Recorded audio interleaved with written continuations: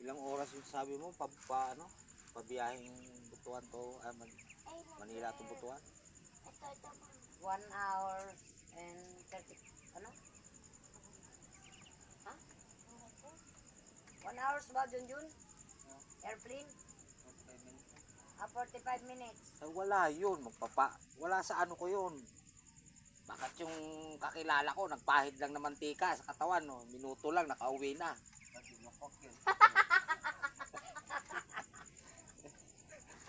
Yung sa inyo, 45 minutes pa.